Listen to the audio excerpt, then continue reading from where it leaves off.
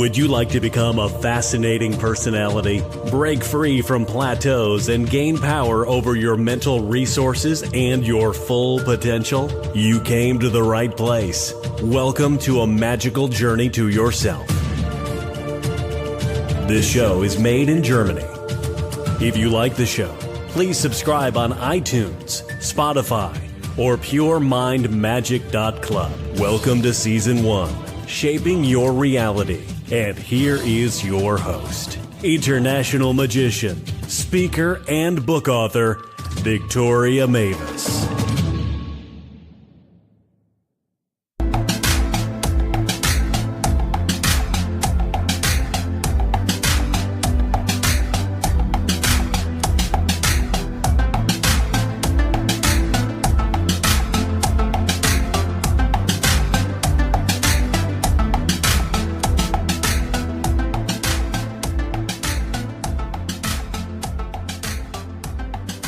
Ladies and gentlemen, welcome back to Interview Friday at Pure Mind Magic.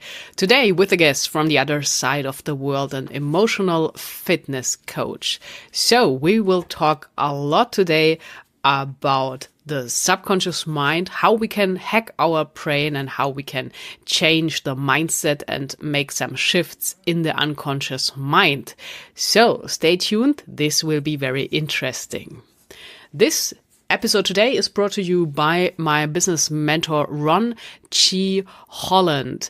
He is an expert when it comes to mind power and how to create the life of your dreams using the help of your subconscious mind and how to program it right. He has created for that an exceptional course that teaches you how you can become a millionaire.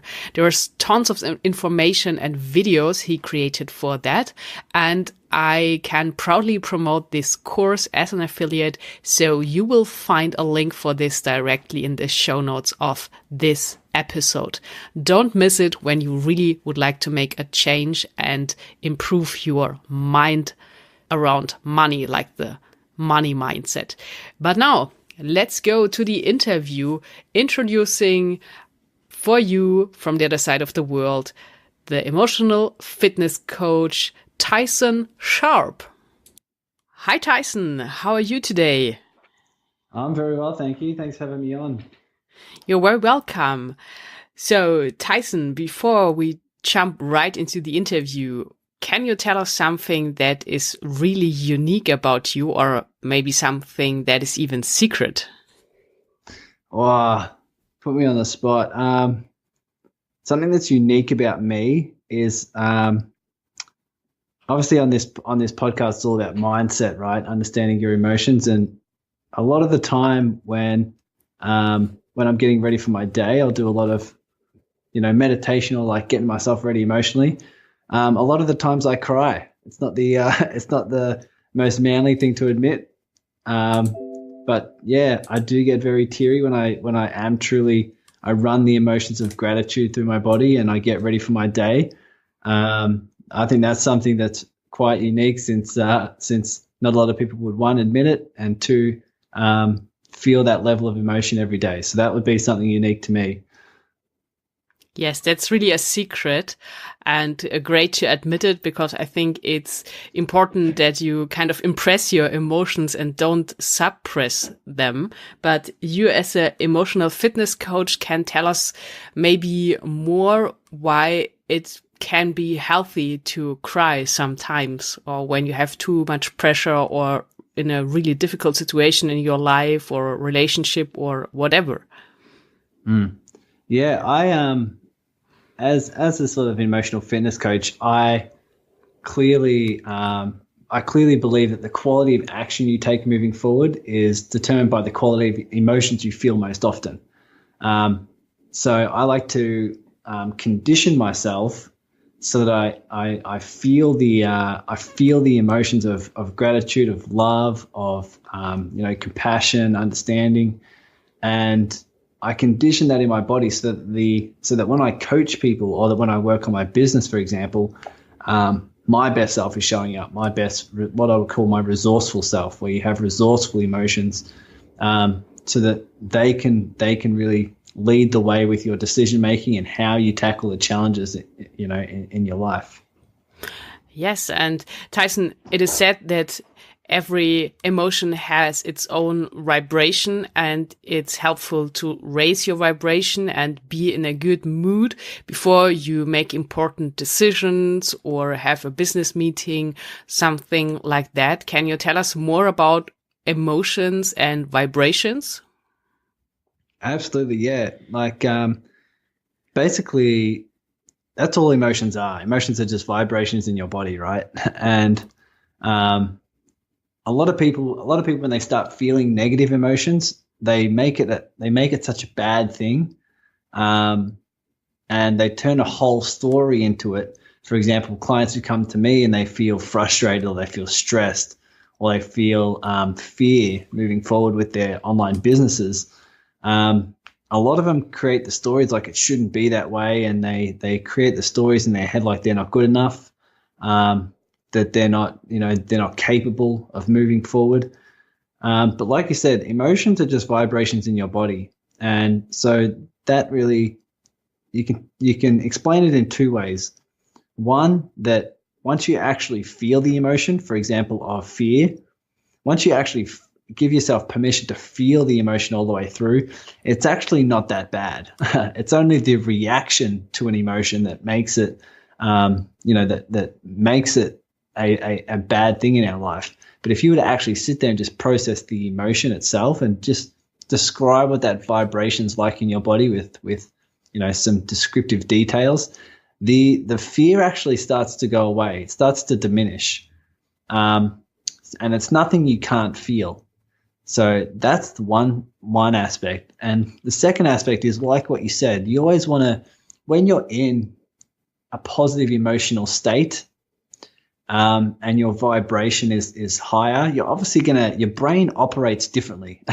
When we're stressed and when we're fearful and when we're worried or concerned, we can't fight our way out of a paper bag, right? But as soon as we start to condition ourselves to feel a different way, like we feel compassion or love or determination or strength or curiosity, when we start to feel those emotions, our brain operates differently, and you're able to be more resourceful in how you tackle the challenges in your life, I feel.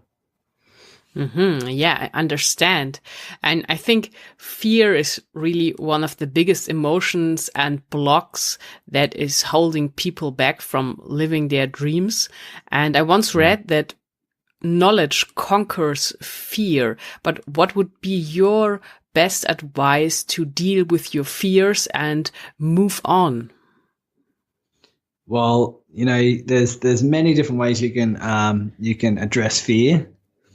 One of them, which is in line with your podcast message, is that is to really be understand your thoughts, right? It's not your circumstances that control how you feel, or your life events that control how you feel. It's your thoughts about those circumstances. So raising your awareness around what you're actually thinking and what's going through your head, and recognizing that they're just thoughts, not necessarily facts, that can give you a real understanding of why you're feeling the fear. Does that make sense? Yes, it definitely does. And before we move on to the world of thoughts and mindset and all that, can you tell us what happened in your life? What's your life's journey that brought you to becoming an emotional fitness coach today? Yeah, sure. So I graduated university after 6 years. And like everyone that graduates university, I had no idea what I wanted to do when I left. And so the education was all in psychology and organizational psychology, human resources. And I graduated with a master's. And once I didn't know what I wanted to do, I decided to procrastinate. I was a master procrastinator back then, and decided to not make any decisions on what I wanted to do. And instead, I traveled Canada for 2 years. It's traveling around, having fun, snowboarding, meeting a bunch of new people, having fun every day. But after a while, I started feeling like there was something missing, because I was happy every day, but I wasn't fulfilled at the level I wanted to be. And I could feel it sort of growing every day. And I realized looking back now that I didn't have any growth. A lot of people are stuck where they are and they don't know what's wrong, and they're wondering why they're upset with their life and they don't have any passion. That's because they don't have any direction in terms of wanting to grow. And I was lacking in that area. So I got into a lot of personal development, did a lot of courses, read some books, and really started to make massive shifts in how I felt and the things I was doing and the passion I had for life again, and really wanting to create something for myself. And that's when I realized I want to help people have these shifts as well. So I wanted to learn the skills and the tools and the strategies of how to create these shifts in other people's heads as well and in other people's lives. And that's really how I got started. I started doing online courses in coaching and NLP, neuro-linguistic programming, all these different areas and disciplines where you can start to really learn how to make a shift in someone else's head so they can start progressing with their life and progressing with their goals instead of feeling like they're stuck. Okay, yeah, I got that. So I think emotions are kind of a magic key, because when we look at visualizing, many people do have their vision boards at home and affirmations and look at the vision boards every day, but nothing happens actually. So I think the key really is to bring up all these emotions while you are looking at that pictures, like how would you feel having that, being that, all that. So what would be your practical tip to get better at visualizing using your emotions to your advantage? Yeah, it's a good question. And I think you've nailed it on the head there, where a lot of people just visualize. A lot of people visualize on their vision board. But the people who come to me for help, who have these goals of starting a business online, for example, they come to me and they're like, I've got these big goals. I've got these visions. I want some more freedom. I want some more income. I want some clients that I can help. And they want to make these changes in their life. But what they're really doing is they visualize it, but they start their journey and they start working towards it because they feel the lack of it, right? They want more money because they feel the lack of money. They want more freedom because they feel the lack of freedom. They want more impact because they feel the lack of that significance in their life. And that's really, when we're talking about emotions and the quality of emotions you feel or the quality of actions you take, if you're feeling lack, then that's the quality of action that you're going to take. And there's no wonder why people feel stuck and they self-sabotage themselves in a way where that's what they attract, and that's what they're bringing from the inside out. So my tip would be, to really understand, okay, if you have a goal, and if your goal is to lose weight, if your goal is to start a business, if your goal is to get into a relationship, really not only visualize it, but ask yourself the question of what emotions would you feel once that, if it had already come about, if you had already achieved that goal, what emotions would you feel? And to me, that's the key. If you were to feel gratitude, joy, excitement, and determination when you achieve that goal, that's the key. They're the emotions you need to feel now in order to build the resourcefulness and the skills within to achieve that goal. Yes, and let's talk a little bit more about this feeling of lack, because I think this is also a big blockage when you want something and you are feeling this lack. And as you said, it's no good idea to start from this mindset to take actions. But the problem is when you imagine like having a new red convertible in front of your house, every time you look out of the window and you don't see the new red convertible, it is like you are affirming that it's not there. So you are in this position of lack. And I say it's kind of, you have in this way, like a magician, to trick yourself to get out of this state and don't focus on the lack of anything anymore. What would you say about that? Yeah, it's totally true. And that's what people generally focus on, is the focus on, I want it because I feel like I don't have it and that I need it to be happy. Right. And that's the idea. That's the idea of why so many people are stuck, and that they're stuck getting the same results over and over again, because they haven't changed the way that they're thinking. And if you don't change the way you think and feel, you're not going to change the level of action. You're not going to change the level of results that you get. But I think you touched on something there in terms of it's not only how you feel, but it's who you need to be. It's who you are in that moment, right? So we can say it's also about the identity you are. Yes, yeah, exactly. That was the turning point for me, because I started my coaching business, and I didn't have any clients for a very, very long time. I had one client who was my auntie. she was a sweetheart and lucky enough for me to coach her. But when I started online, I didn't get any clients for 9 months. I worked hard every day, tried a bunch of different strategies, and didn't have any clients. And I realize now the reason why is because I was doing all these actions and moving forward and trying to do all these tactics, all these business tactics, but I still held the belief that I'm new, I don't have enough clients, I'm just starting out and I need to prove myself, and that at some level I thought I wasn't good enough. And anyone who studied psychology knows that the strongest force in the human psyche is to remain consistent with how you see yourself, right? To remain consistent with your identity. And at that time, my identity was that I'm not good enough. So clearly my unconscious brain's going to self-sabotage at every step of the way to remain consistent with not being good enough. And that's what I feel. A lot of people come to me and they don't realize that all they do is they set goals and they take action. But when you just set goals and you only shift your behavior, you only work with the conscious part of your brain, the conscious part of your mind, which relates to about 5% of all your decisions and actions come from your conscious brain.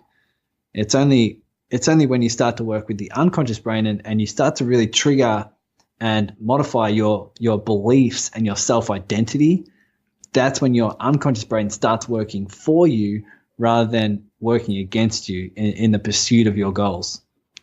Yeah, this is then where the magic happens, because, of course, from a conscious standpoint, we all want to be successful, reach our goals, start our business, live our dreams, be in our dream relationship, and have a lot of freedom in our life. But then there's this thing of the unconscious mind. And on your website, I read about it's on controlling your unconscious mind. So Tyson, what would be your practical tips or where to start to control the unconscious mind and get rid of these discouraging beliefs that are holding us back? Well, to start off that question, Victoria, it's kind of an understanding of you need to really be aware of your current thoughts, because it's really hard to shift what you're not aware of. And it is true, a lot of our thoughts that are generating our emotions currently are unconscious. So a tool and a practical strategy that your listeners can take away from this is to just write your thoughts down. Spend 4 to 5 minutes writing down anything that's going on in your head. And what will happen is once you put a thought down on paper, you gain access to the thoughts beneath that. So if my thoughts were, I'm a new coach, I can write down that thought, right? I can write down the thought, okay, I'm a new coach.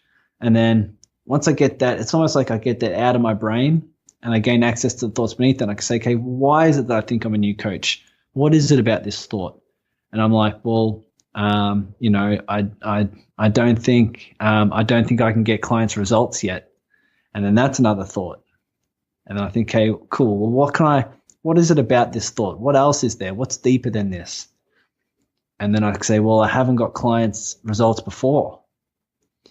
And then I can work my way deeper and deeper and start bringing these thoughts to my conscious awareness. And then I can start realizing, okay, well, my thoughts at a deeper level are at some level, I'm not good enough to do this. I'm not good enough to get some results. I'm not good enough to, start a business online. And then once you gain awareness to that, then you can start really knowing what to play with and knowing how to shift those thoughts so that you can start molding the identity of who you are rather than just them laying unconscious, causing the same feelings and getting the same results. That makes definitely sense. So you would kind of recommend some journaling on a daily basis, or is this something we just have to do once to get all this clear? I would highly encourage that this be a habit and be something that you can practically use throughout the day. I have a big book that I do all my journaling in, that I write down all my thoughts just to become aware, even if it's positive thoughts, right? Just to be aware of what's going on in my head, so that I have more control over my emotions and that I know what thoughts to shift. Because the reason why this is powerful is because, a lot of your listeners out there will be having some thoughts that they'll be mistaking for facts. They'll be mistaking them for things that are just true in their life, right? And they won't be aware of it. But once you put it down on paper, you can observe it from an outside perspective and say, okay, these are the thoughts going on in my head. I know they're not true. They're just thoughts. So let's have a look and see, well, anyone who would think of these thoughts, anyone who is concentrating on these thoughts would have these feelings. It's got nothing to do with me. It's just these thoughts that are innocently coming through my brain and that I'm innocently believing. Because if you're human, you're always going to have positive and negative thoughts flowing through your head. The goal is not to stop the negative thoughts, because that'll drive you crazy. The idea is that the understanding, you'll always have positive and negative thoughts flowing through your head like a river. What leads to the emotion is when you believe them. So really putting them down on paper and say, okay, I'm feeling this way because of a thought that I'm innocently believing. I'm believing that whether it be unconscious or whether it be by choice, I'm feeling this way because of the fact that I'm thinking these thoughts, and it can really give you that separation and really give you some awareness. Yes, I think this is really a high value tip, Tyson, with the journaling and putting things down.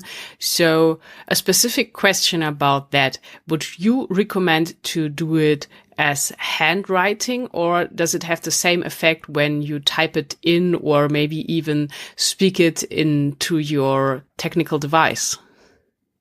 Yeah, it's a good question. But I personally write everything down. I found that helps the most.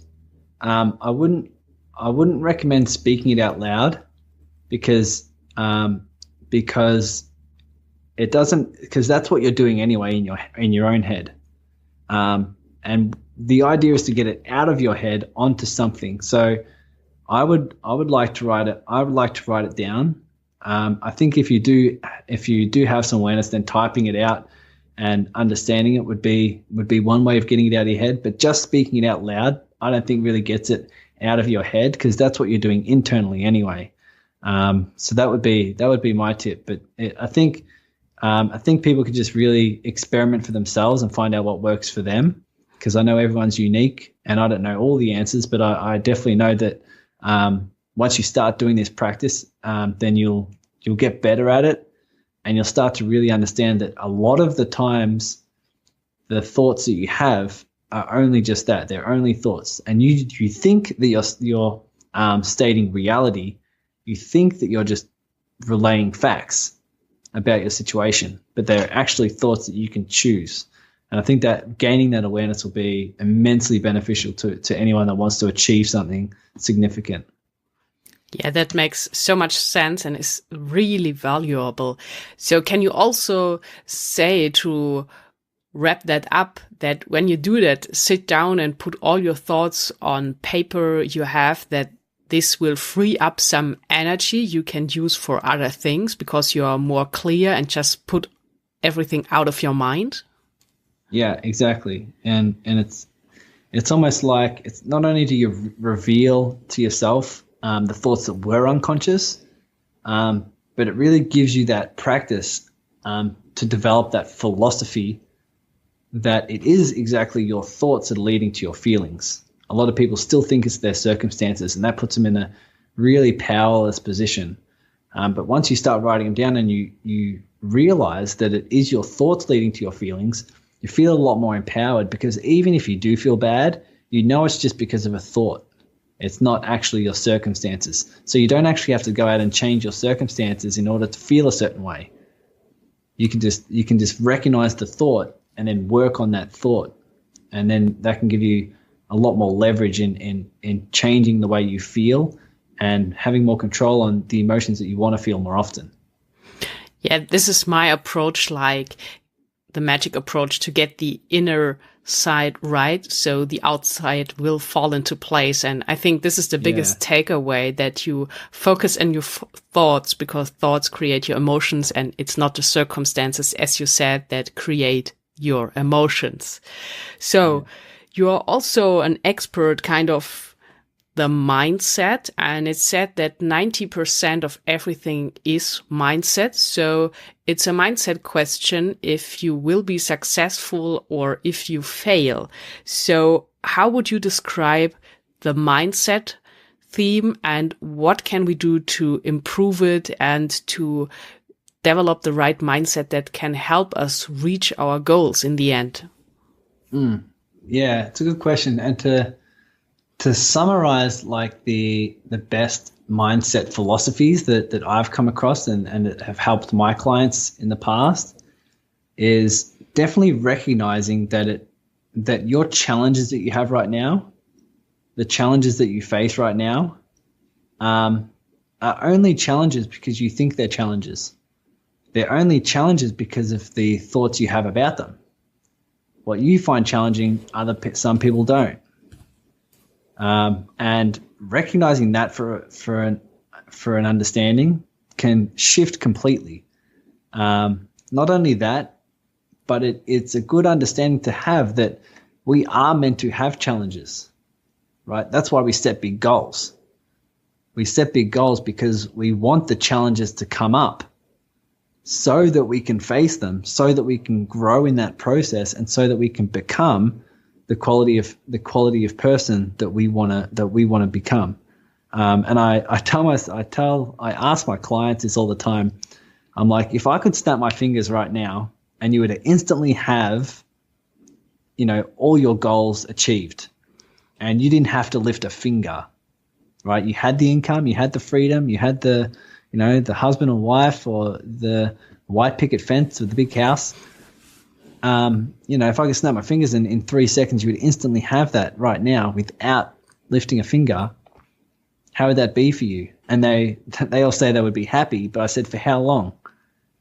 And that answer varies quite a bit, but they start to realize that if they will feel cheated because they didn't earn it, they'll still feel that something's missing.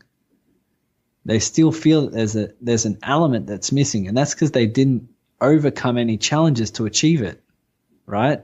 They feel like they didn't earn it, and they didn't grow themselves, and that's what's missing. That's what was missing with me when I graduated and when I traveled Canada, and it's the same in everyone else's life. Where if you don't have that aspect of growth, then it doesn't matter what you have, because who you become in the journey will either make you very fulfilled or unfulfilled. So that would be the major philosophy that, in terms of the mindset that I would encourage people to adopt. Yes, I got that.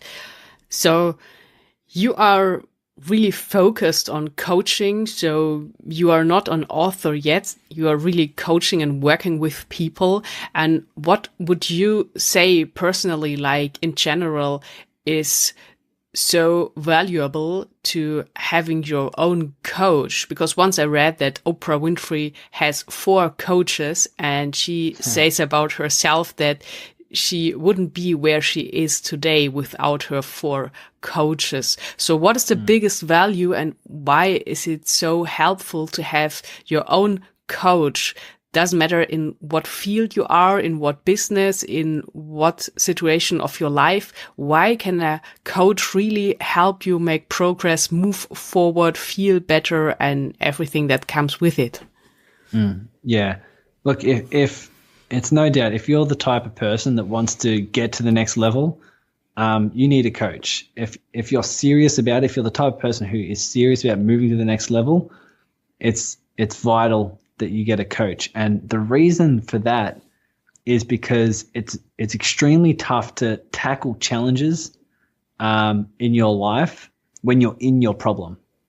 When you're in your problem and you're in the thick of it, it's extremely hard to see the potential within you, recognize the thoughts that are coming about, and understand the flexibility you can tackle. You can tackle these challenges using, different solutions. And so, for example, it's almost like the fly banging against the window, right? If you're working on your task and you're in your business or you're, setting your goals and working hard towards them, if you're stuck, you're like a fly running flying into a window, and you're trying to get to the garden on the other side. Sometimes it takes an outside perspective to really sit back and say, look, there's a different way to approach this. Look at your strengths, look at your insights, look at the thoughts that are currently in your head, and recognize that there's a different way to go about this. There's a different way that you can start to see how you can be flexible in how you think, how you feel, how you act, so that you can get a different result, so that you can step back and you can see that there's another door around to the goal. And that's what I found with my coach. I after 9 months, I was seeing that I wasn't getting the right results. Time and time again, I was not progressing the way I wanted to, and I knew it had to be something to do with my thinking and my emotions. It had to be, because that's where everything comes from. So hiring my coach and helping me see that I was having thoughts like I'm not good enough, thoughts like I don't have enough clients, thoughts like I'm broke, thoughts like I'm trying to prove something to myself. These thoughts that weren't serving me, I thought I was just observing reality. I thought I was just observing facts, but really recognizing that, that was not me. That was not my reality, and they were exactly that. They were thoughts. Helping me recognize that, and understanding that my coach could really help create a shift was immensely beneficial to me. And I still invest and pay a lot to be coached, because I'm serious about achieving the next level continuously. That makes sense. And wow, that was really a great picture with the fly and the window. I think everyone can relate to that. So, Tyson, what would you say? Because there are so many coaches out there all over the world. And when someone is really looking for a coach in a specific area or on a specific topic, what would be the best approach to find the right coach for you? Well, if I'm talking to coaches specifically, the fact you are a coach means you need a coach, right? Because how the hell are you meant to serve, and how are you meant to sell what you do if you don't take your own advice, right? So that's the first. But, recognizing getting someone that's where you want to be is clearly the way to go about it.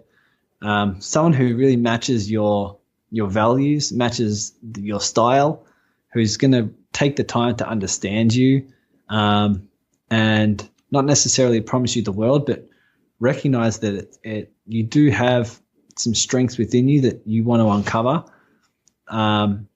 Someone who's going to sit down and take the time to really understand you and understand where you want to go. And as long as I think you can feel when a coach is being genuine, and when a coach is being sincere. If you can feel that connection, then that's all. I think that's all positive, and it's up to, obviously these days a lot of things are online. My coach is in Canada, in Toronto. I live in Melbourne, and I coach online. I have clients in the States and Canada and Europe and all over the place. So it depends of your style, if you want to see someone in person or if you want to get a coach online and from the comfort of your own home. But that's definitely what I sought out to do in my pursuit of a coach. All right. Yeah, that's good advice. So you are an expert on emotional fitness coaching, and we talked about how important our emotions are and to kind of control them or more deal with them. And you are also a coach on mindset and controlling the unconscious mind to really move forward, dealing with your beliefs and then change the mindset or hack your brain, in other words. So when some of the listeners are interested in learning more about you or even work with you, what would be the best way to connect with you, and how does the coaching work? Yeah, sure. So, I encourage everyone to visit my website, which is www.tysoncoaching.com. I've got everything on there in terms of my Facebook groups and a few free resources for people to just get some quick tips, quick strategies about their mindset. I've got a free PDF there. It's basically the three tools, the three strategies that I've picked up that are key in terms of your money mindset, that are essential for your success. That's what I highly encourage people to read, especially if you're flowing on from this. The fact you're listening to this type of podcast means you're interested in that sort of work, and that'll flow on nicely from this conversation. But yeah, you can always visit my site. You can always reach out to me. My email is tyson@tysoncoaching.com. I'm always keen to hear from people all over the world about their stories. If they have any questions at all about how they can move forward, I love getting on any emails and just typing away and just sending bits of information, learning more about them. But the way the process works is anyone who comes to me in my coaching, I need to really make sure that we click and that we're aligned with our values and our goals and understandings of each other. So I don't get anyone to jump into my program. I get them to book a 20-minute, just a quick chat, which you can do that from my website. But in that chat, we just basically sit down and have a casual conversation about where you are right now, where you want to go to, and how we can strategize about building your emotional fitness so that you can get there. And a lot of people have breakthroughs in that session, even if they're not right for coaching at the moment or my type of coaching.